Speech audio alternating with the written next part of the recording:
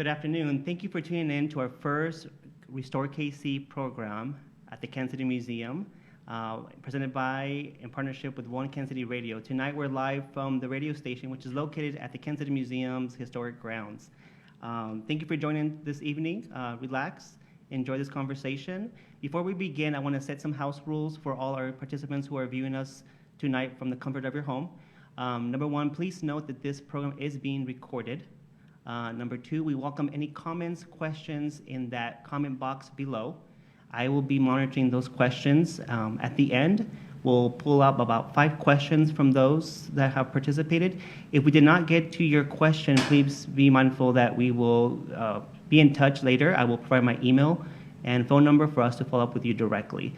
Also, we want to be mindful and respectful of all comments that are coming through the comment box below.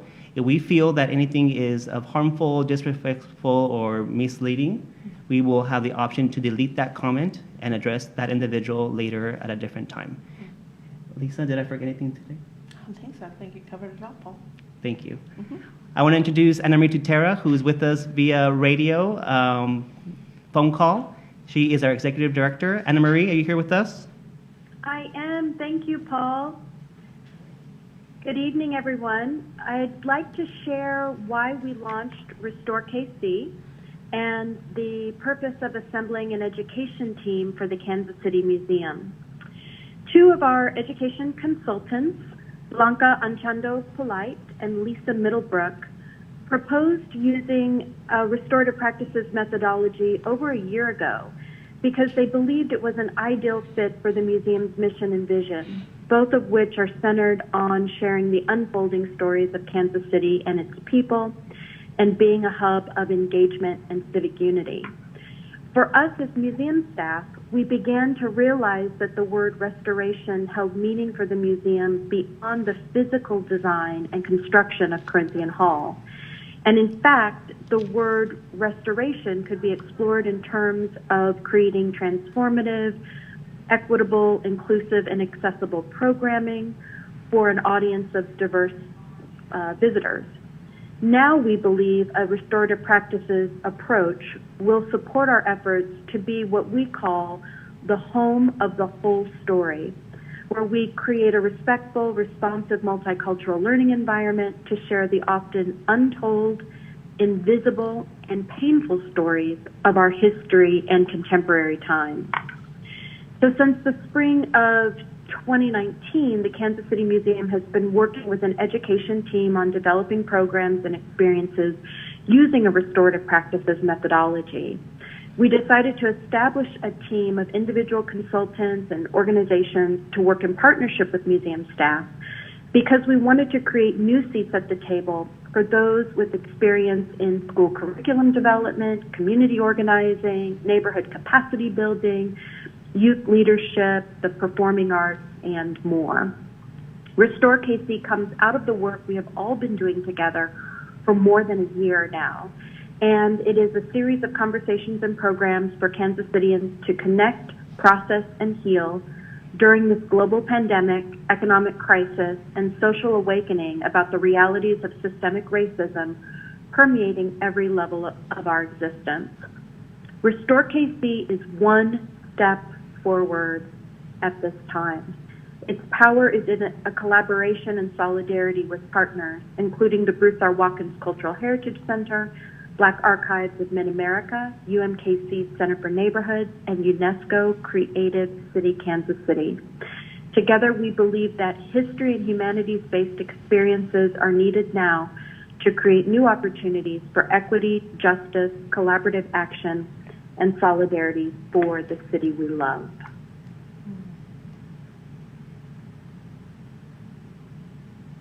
Thank you, Ana Marie. Do you want to speak a little bit on the purpose of assembling our diverse educational team?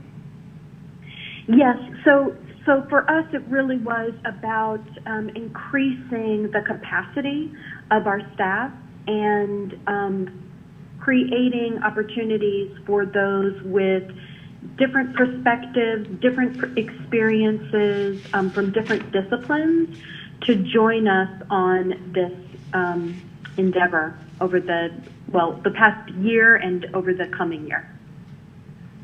Thank you, Anna Marie. And my name is Paul Gutierrez. I'm the Director of Programs and Events at the Kansas City Museum. And I'm honored and thrilled that we have assembled such a dynamic and diverse team that's going to help us guide all the educational and public programs as we move forward to reopen Corinthian Hall as the new Museum of Kansas City History and Cultural Heritage in 2021. I'll reintroduce the team. We're in a small, tight space tonight, so the whole team cannot be with us, just to honor those physical distancing guidelines that we have in place. There's a whole list, and I'll read them quickly here, and I'll turn over to Lisa to begin their program. So a part of the educational team, we have Damron Armstrong. He's the founder and artistic director of the Black Repertoire Theater of Kansas City. Deb Campbell, founder and executive director of Arts and Aging, KC. Dr. Jean Chavez, historian and curator. Anita Dixon, director of UNESCO, Creative Cities, Kansas City. Orly McKenzie, founder and executive director of Life 360. Dina Newman, director of UMKC Center for Neighborhoods. Also part of our team is Dr. Jacob Wagner. He's a co-founder of UMKC Center for Neighborhoods and associate professor in architecture, urban planning, and design at UMKC. Glenn North, executive director at the Bruce R. Watkins Culture Heritage Center. Blanca Chonda Polite, owner and principal of Engage and Connect LLC. Dr. Kamala Williams, executive director of the Black Archives of Mid-America. It's my honor to introduce to you Lisa, who's a collaborator in CalList, also working with Blanca. Yeah, thanks. It's good to be here, and it's difficult to articulate how much of an honor it is to be on a team that's committed to such transformational work in the context of this museum. So, so I think what we wanted to do tonight was just give the greater community maybe a sense of what we mean when we say restorative methodology, which is two really big words, actually. And so I'm going to try to, in just a few minutes, we've been talking about how to give you a better, maybe deeper dive into this particular concept or social science, and we're committed to doing that. We haven't figured out how, but this isn't the only time you'll hear about it. That's what I'll promise you. Restorative practices flows from, well, when we talk about what it is, it's defined, if you were to Google it, as a social science. It was revived in the 1970s as a response to some failures in the judicial system that just, it was not serving well in several countries, Australia, New Zealand, Canada, and even some parts of the United States. They were looking to find a better way of getting justice or peace. And that's after, let's say, a crime has been done or harm. They tend to call it harm when harm has been done. And that was a personal crime, like a person stealing a car, or I think one of the pivotal cases was a group of young boys who had set fire to a historic bridge in a community. And so they went into mediation to basically try and repair the harm. The difference between restorative and punitive systems is that restorative seeks to mend the relationship between the offender, the harmed person, and their relative communities, anyone who's impacted. Punitive system is going to basically just punish in the hopes that the punishment would deter the choice in another situation at another time. So restorative practices as a social science is rooted in relationship, which sounds almost counterintuitive to say in today's society, as busy as we are and as siloed as we are in our relative lives and jobs. But the commitment that the museum is making by saying that it wants to use a restorative methodology is that it's recognizing that as an institution or even as a field of history, that harm has been done on an institutional level, and that they're looking to own that harm and repair it in whatever way we can. And as Anna Marie said, we're just unfolding what that looks like at every turn and every opportunity. Our commitment is to step up to the plate and say, how can we repair the harm? right? Yes, I love that. Build the relationships. Exactly, and I think for me, as a director of programs, having my background in social work, I've come to learn that there is the social work of museums. And given that graduate study, what is our role as a culture institution, and what's our commitment to the neighborhood, to the city, and what role does our physical structure play in creating social change? Exactly. So I love the methodology you came to us, and it's exciting to me. It's about fixing it. It really is about fixing it. I mean, on every single level that it exists, restorative practices is focused on fixing it or making it right, which is, I think, what justice seeks to serve, but just our system that we currently have fails to, for most people, bring about that feeling that like it was truly fixed or that justice was truly served.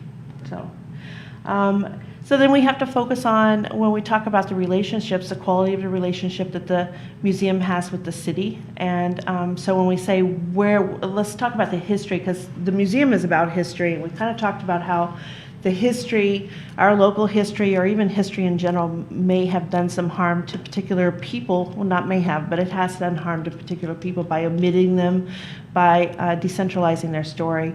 The stories are usually told by, and almost always told by, the person the victor, the conqueror, the colonizer.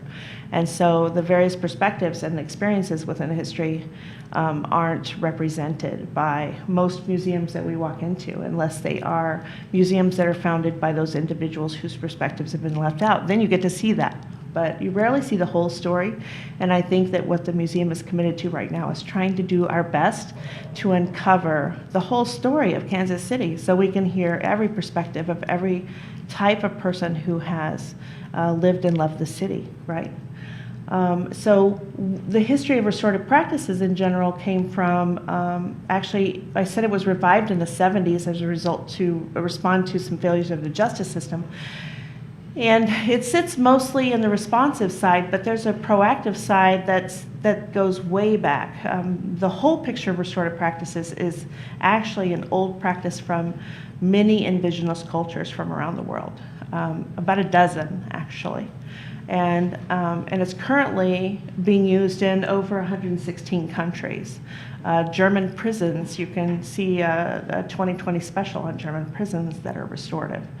And it's quite fascinating to see the difference in what it looks like to respond to harm that has been done with the aim to make things right, including the person who did the harm, to make them right, than what we have currently going on here. So that's the history of restorative practices, where it came from and where it lives today. It's picking up speed, I think, in the United States. The International Institute of Restorative Practices is located in Bethlehem, Pennsylvania, and that's really pretty much where most people go to learn. It's a graduate school, so it focuses just on that particular field. And there's lots of places in the country where schools are picking up restorative practices as their system of discipline rather than a punitive one. So they're running mediation circles when things don't go as they should. They're holding community circles on the front side, like if they're establishing a relationship rather than responding to harm, they're running community circles. They are focusing on social emotional learning. They are trying to create people who are able to self-govern, and also people who are able to consider civil discourse and other perspectives more easily than it seems that we're able to do today. It's challenging for us, I think. So that's the history that it comes from, and then why is it important? I sort of alluded to that. Correct. And that I think we'd like to have people who were more self-aware, right, of themselves, clear about their identity. They know about their heritage. They understand that there's lots of heritages. They're able to respond to other people in informed ways, and also to stay curious about other people rather than making judgments instantly. And I think when we encounter problems, having the skill to be able to really look at those problems and investigate them together and come to a solution, that would be a bonus. So that's what restorative practice brings to the table for sort of like the why. In the museum's context, you can help me here, Paul. Programs that we've already done, like Anna Marie said, when she chose my partner, Blanca Antondo Polite, who couldn't be here tonight. So Blanca, we miss you. But when they chose our proposal, they knew that there was going to be a large effort made to engage the community. A large part of what restorative practices says is that no matter who you are, whether you're a parent or whether you're an institution, if you have authority over someone that has been given to you, you're going to do things with them, not to them or for them. One is a power position and the other is kind of an insulting position if somebody does things for you. Or we're not going to neglect them and just not do it at all, but we're going to do things with the community. So as we start to begin to talk about what programming we want to provide, what educational programming we're going to develop, we didn't put any pen to paper without first going out to do community engagement. And we were really grateful that the museum was willing to back us in that. So we spent really this last year doing last fall, community engagement. last fall in December, we ventured into the whole city and we hosted 12 community input sessions to get feedback from individuals all around the city. To kind of get a pulse of what they're hoping to see from us as we reopen in 2021. Not that we promise that we will do everything, but we want to get an understanding from the individuals, from them, what they hope to see from us. And going to those sessions and just having them learn about the history of the museum, perceptions, misperceptions that exist out there, still exist. Right. That was really enlightening for me to learn. Yes. And also the feedback we got, the surveys that we got.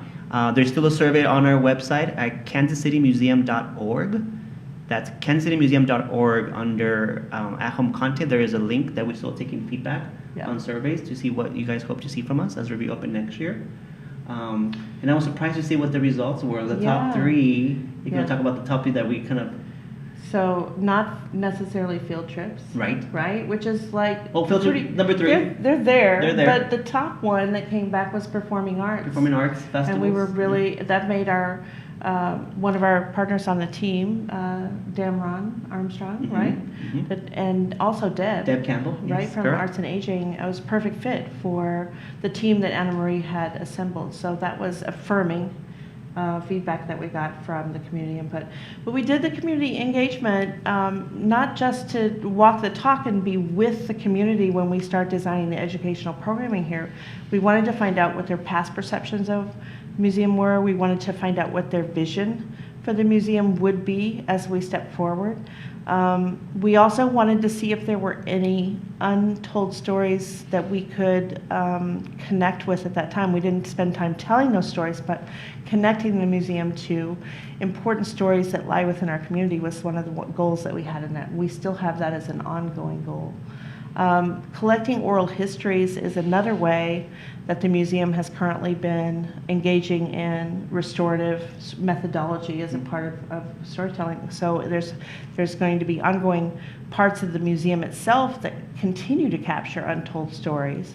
But we also have a team, Dr. Chavez and Aura Lee McKenzie, they dedicate themselves to going around the community and prioritizing untold stories that may be with community members and only oral history. So going out and sitting with people to collect those, or in this current age, maybe getting on the phone with them and collecting those stories. But that's something that's fairly urgent to us. Yeah, and I welcome you. If you have any ideas or any stories that you want to share with us, just comment on that link below, and I'll put my email and phone number as well at the end on a slide, and we want to capture those stories as well. So please, if you feel comfortable, please leave us your information.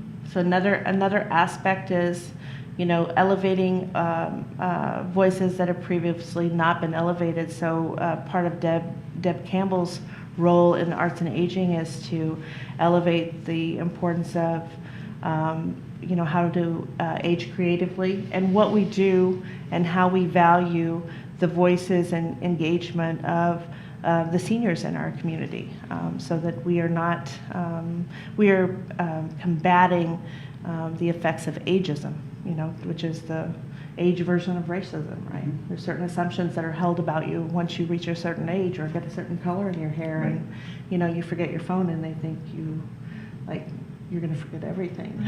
Right. That sort of thing.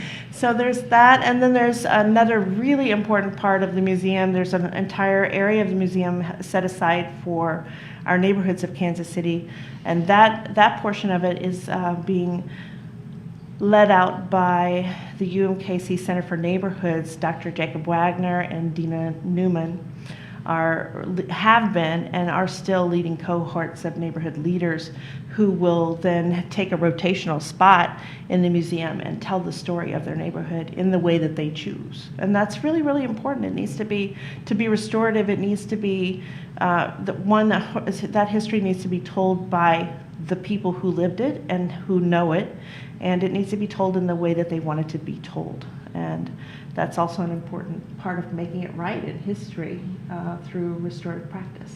Right, I think just that one layer of that one gallery, having those artifacts or objects, be they audio, visual, but it's a program that I'm excited about, and how do we bring those galleries to life, working with the neighbors and telling their stories with creative programming, Exactly. and invite people back to the museum to learn more. A good example that I am passionate about is that programs should touch all 5 senses.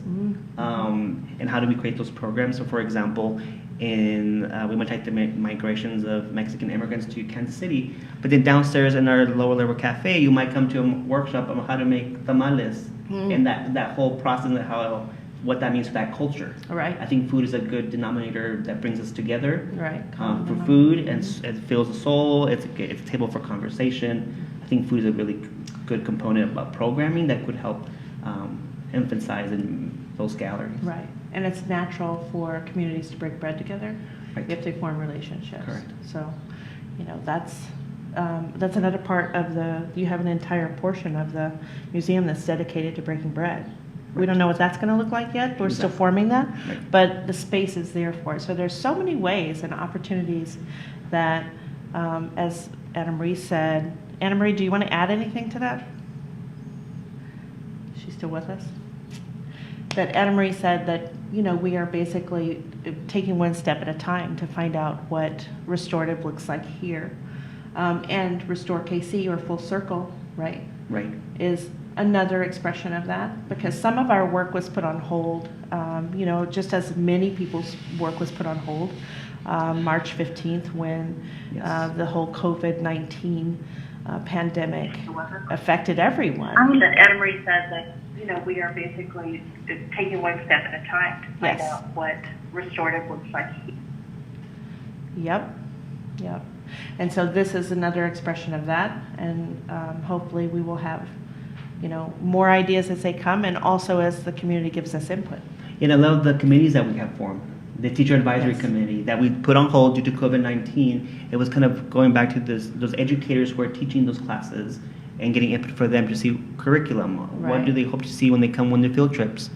Those might look different when we reopen. Capacity and all those new rules that might exist next year, we're not sure. But that was one committee that we kind of put pause to, but we hope to re-engage those teachers as Right. advisory. And Orly McKenzie kind of working with the youth advisory. Yeah. And what the hope that the youth hope to see from us. That's kind of really important as well. I mean, yes, so we're committed to not doing anything that impacts someone without having them have a voice in what that looks like.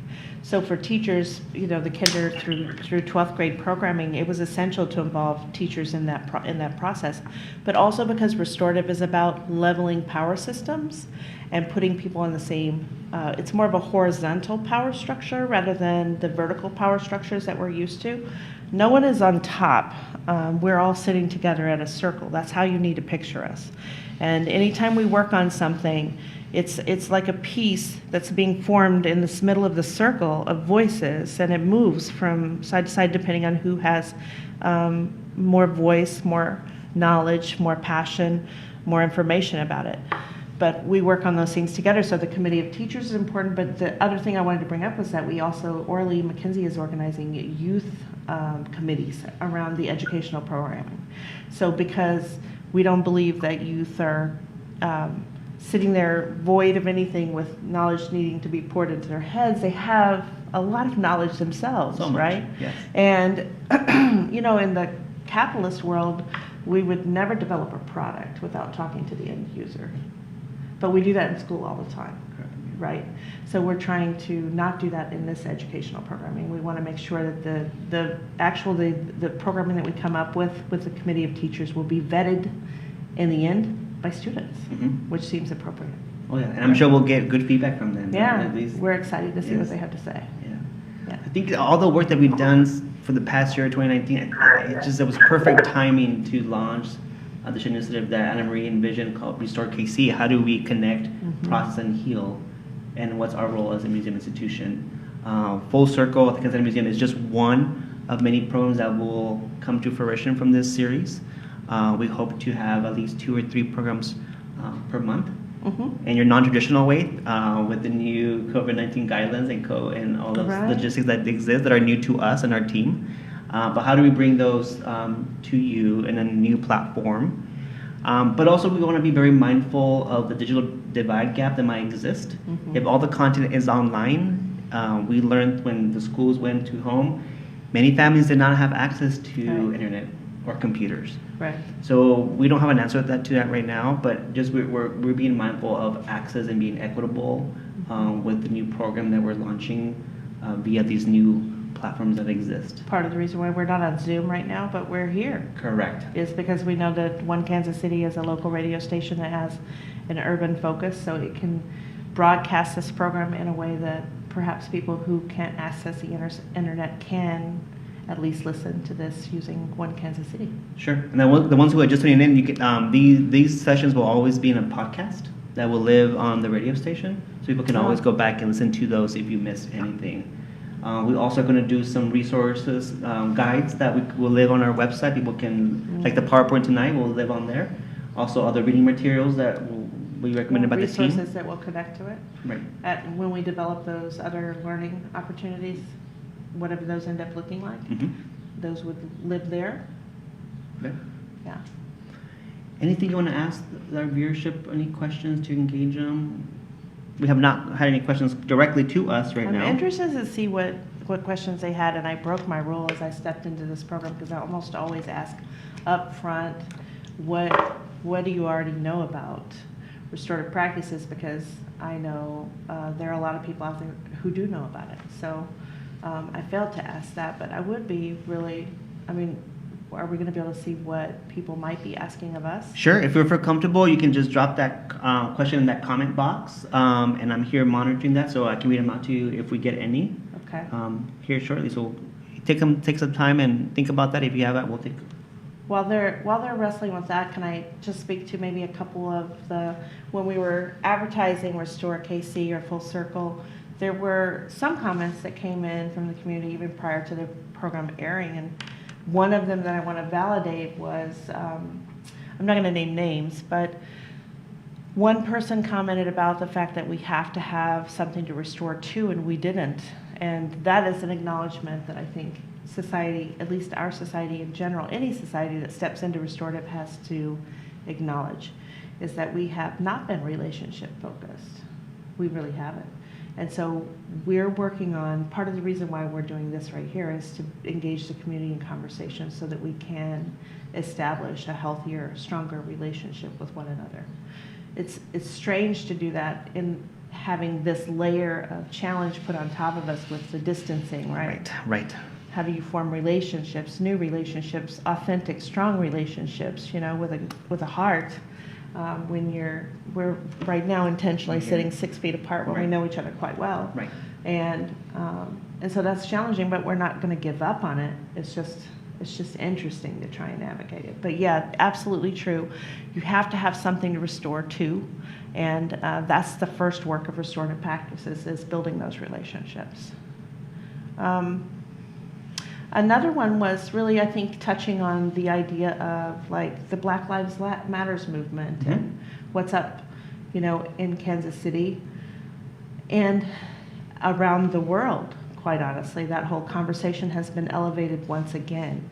And I think that one thing that the Restore KC or the Full Circle KC hopes to do is take topics that are sore points for us as a community, that might be challenges that we're grappling with, that we need healing around, or that people need to be heard or acknowledged, and bringing those topics into a conversation that hopefully has some value. And I was glad that you said, Paul, that we'll listen to other perspectives, because I think we tend to want to shut down people who don't agree with us. Right. And those are lost opportunities. To the best of our abilities, I think if we're committed to restorative, we lean into discomfort to look at things that have happened or that are happening, to try and find the truth together, because restorative practices are about negotiating truth, not you deciding what the truth is, Paul, or me deciding what the truth is, or anybody in particular.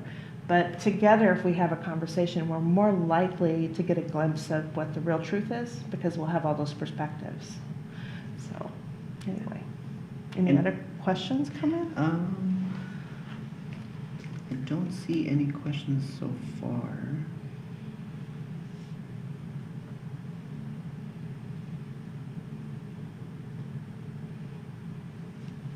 Nothing yet.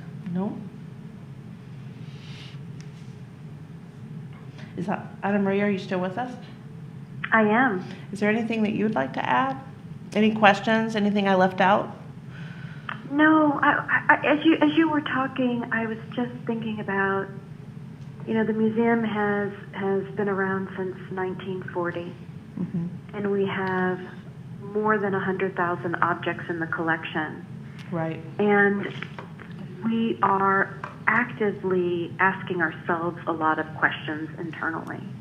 Trying to understand what stories are missing, and how do we share them. Where are the gaps in the collection? What has been collected and why? What haven't we collected and why? How do we tell a more inclusive story of the city's history? How do we do that in partnership with other museums and cultural institutions and archives? How do we make the materials in our collection more widely accessible, especially through digitization, being able to have our collections database portal accessible online. We used to have it at one time, so bringing that back. But the restorative practices framework is important for us, because I feel like it really helps us get to the heart of those questions that we're asking internally. And it gives us a process that we can use to explore the answers and explore the solutions to our internal environment. And so much of this allows us an opportunity to get our own house in order. Right. As a staff, as a museum, because it does start with us. Right. Right. And how we relate to one another every day, how we relate to the community, how we work with community. And for us and many institutions, there is a lot of work to do internally first. Right. And so I'm hoping that one of our sessions upcoming will be on just that. Right. Right. Yeah. Good point. And I think it's important to point out to the public that when we develop programming here, we have a framework, like many people have templates or frameworks to sort of flesh out what an idea looks like. And in our framework, it actually holds us accountable to how did we consult with our community to develop that programming. So we literally don't do things out of consultation. As Anna Marie's talking about, answering questions about why are some collections more rich than other collections, and what are the stories behind that. You can't do that in a room minus the people who those collections that we're missing represent. They have to tell those stories, because sometimes the narrative that we build in our head, if we didn't experience it ourselves, is completely not on point. So it's really important, I think, to be inclusive in your processes, and we're grateful that I'm grateful to be part of a team that's committed to that. Paul, did you say there was one question? Yes, there's two. Okay. One, Steph, I see you. Hi. She made a statement that this week KC Parks and Rec Board of Commissioners unanimously agreed to remove J.C. Nichols' name from the fountain on the plaza and Parkway. Mm-hmm. This gesture is good, starts, but falls short of the true long-ranging actions. Yeah. How could the Parks and Board activate the Kansas City Museum and fully use Restore KC restorative practices approach to help with the healing needed in Kansas City due to restrictive policies of J.C. Nichols? I think everybody's grappling with how to respond in appropriate ways to the Black Lives Matter's requests and demands, right? And in particular about monuments, that's been an ongoing argument. I think Stephanie, is it Stephanie? Steph raises a really important point. One, restorative practice, I'm not going to tell you about my opinion. I'd love to have an op-ed, program, but that's not what this is. I think here's what restorative practices looks like in that framework. A circle is held in the community. Many people are at that circle. We're looking at the fountain, and many people have a voice so that they can share what the fountain feels like to them when they experience it and they see that name. And then everyone who holds any perspective hears all those stories. And then also they move to, once they've decided, they've heard all the stories about how it impacts people, then they move into resolution. What does that look like? How do we make it right? And I wasn't there for part of that process. Now, everybody can't be part of every process, but as long as you have representation of what all the groups are that are impacted, you are working restoratively. So if people from the community, wide variety of perspectives from the community said, let's change the name, that's a start. Let's change the name of these statues for a start, then that's a restorative process. I think it's important to take every step possible to sort of like make our world that we live in. And I'm a longtime educator, so our schools that our kids step into, whatever those look like, everywhere we go, people need to find themselves in that place somehow. If they are represented or they had a part in it, they should find themselves there.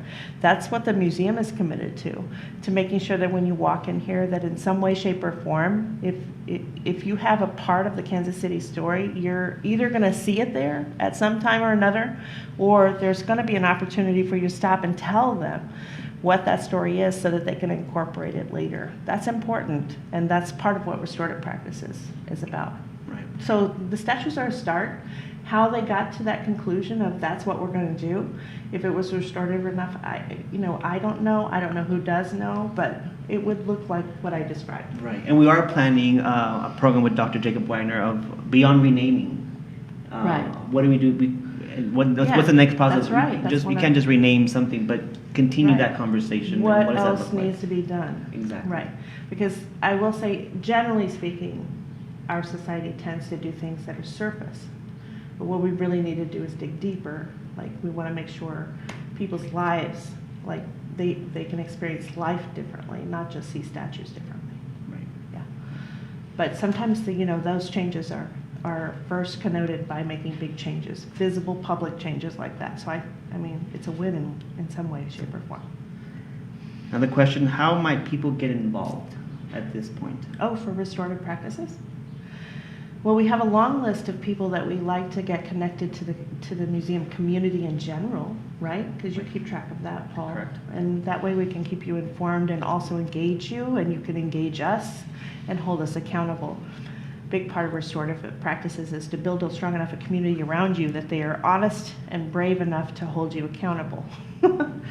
So there's that, and then and we're still looking at what some community-based restorative education might look like, especially in this virtual world. Mm-hmm. And then the other night we had a great conversation where the question came up about sort of how do we speak to the power, the current power structures, to say here's an alternative. So I think anybody who sits in any position of personal, professional, or organizational authority, we all have some of that going on in our lives. To think about how restorative practice might help to make the way you move in this world better. to treat people better, and then to seek out like people within the community who are able to facilitate you in your learning around restorative practices, or look to the headwaters, which is the IIRP. And also, you can learn a lot by, just doing web searches. Can you repeat that one again? The International Institute of Restorative Practice, is that what you mean? Yes. Yeah. Okay. IIRP. Yeah, they have a global summit once a year. I think it's in the fall. And we'll make those comments below as well if you didn't capture that. Mm-hmm. Anna Marie, you still with us? I am. Anything else you want to add?